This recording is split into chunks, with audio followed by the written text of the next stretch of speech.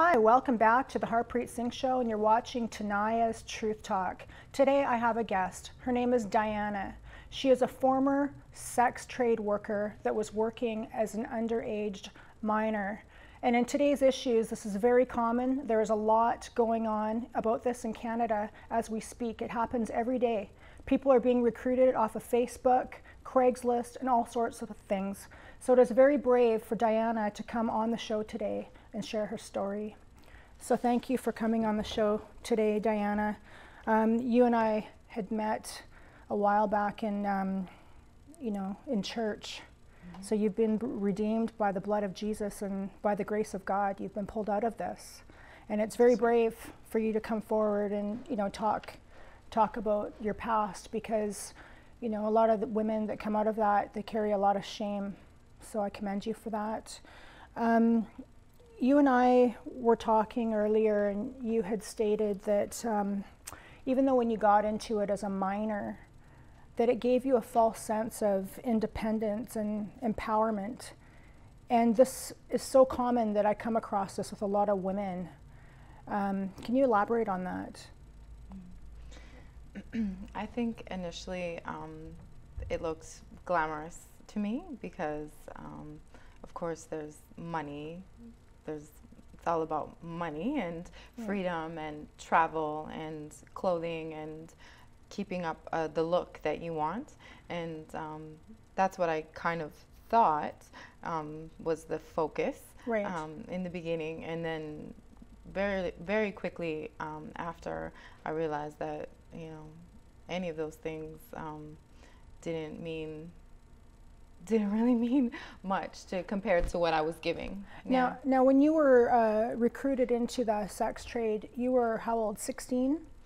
I was ending 16, just going on 17. So would you say that you were enticed by, like you look on Facebook, you see a lot of these young girls, they're holding their Chihuahua and their Louis Vuitton bag, and they've got their hair extensions, and there's a lot of peer pressure with youth nowadays to have the nice things. Would you say that that was part of what enticed you to get into that when you were recruited? Part of it, but mostly it was like to be, it was a respect thing for me. I think I wanted respect from the people, my peers, people in high school, people that I was hanging out with. Okay. And so I think I wanted them to respect me. So I was willing to do whatever to fit in, or I was willing to people who looked down on me before because of being promiscuous or being different and not fitting in. It was kind of a way for me to have a chip on my shoulder and be like, well, I have more money than you, or I hang out with these people, or, it was that kind of sense of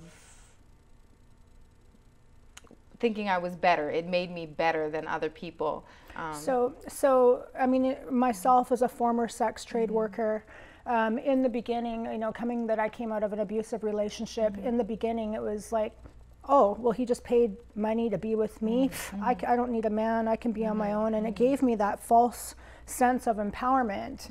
And just by what you're explaining here, you're saying it did the same thing too, that you had this chip on your shoulder. Well, too bad on you because I'm making all this money, and you felt empowered to some degree. What would you say to any young girls that are thinking of selling their bodies for money, for nice things, and to get this type of false empowerment? What would your advice be to them?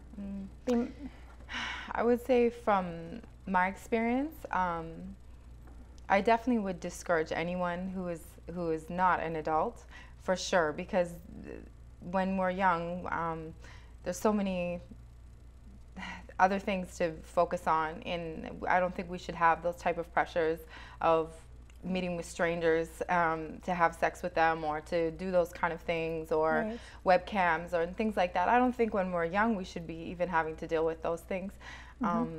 So I would say in my experience, it definitely wasn't worth it for me. It was, it chipped away at me. It definitely took from me. It stole from me what I thought I was gaining, I was losing, Right. to the point where I didn't like who I was very quickly. It was a short period of my life I was involved in the sex trade, and I wanted out as soon as possible. I was enticed with more money. I was enticed with trips. I was enticed with all the things that I thought I wanted in the beginning. Right. And I was like, no, I can't do this. I don't want this. I hate this. Well, they say that money is the root of all evil. The love of money. And the love of money is the root of all evil. And how, when you were being purchased by these Johns, how did that make you feel at the time? And the reason that I ask you this is because I've had so many men say to me, these girls love it. They love what they do. They get to have sex all day and make money, and you know, they think that. And I've said, these girls are actresses, because as a former madam, my girls would go into the brothel, they would be smiling and telling the guy everything he wants to hear, and then they'd be coming out and they'd be in the back room crying, and they'd be talking horrible things about him and saying horrible things about him. So, you know, from your experience, how did it make you feel? Like, you were obviously making them think you enjoyed it because you wanted the money. But what were you really feeling? For me, I can't even. I guess there was some times that I think I always was tried to be really upfront. For me, it was about the money. You know what I mean? It wasn't about them at all, you know? And so that was my protection, you know, because I always thought, well, this is for money. I'm getting money through this. And I think I've heard a lot of girls say that. They'll be like, call me whatever you want. Do whatever you want to me. I'm taking your money, you know. And I remember hearing girls talk like that. But like I said, for me, the money, it wasn't worth it. And how I felt disgusted, to be honest. I just felt disgusted with myself. And I remember times thinking, where was I and what did I just do? And not even because I was, even though I drank, but I didn't use any drugs.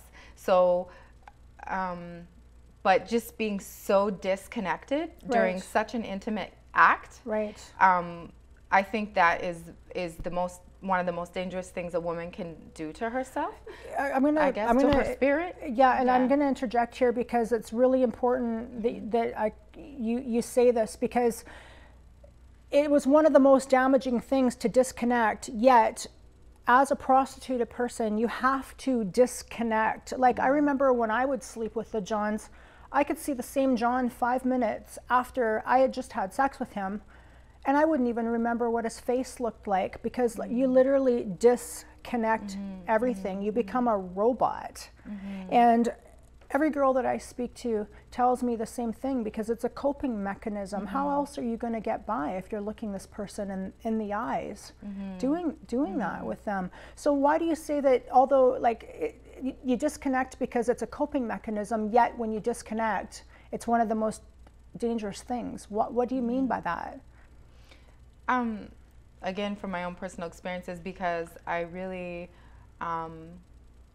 it affected the way I felt in my own body, you know, like being okay with my own body, my own sexuality. To feel like sex was okay. It's okay to appreciate it, to feel pleasure from it, for anything like that. Like, right. It affected me in that way, and as well as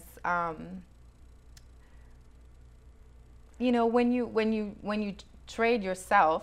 Right. And you start to see that it's not worth it for you, or you start doing something you don't like again and again, and you feel kind of stuck. Right. It just, sorry,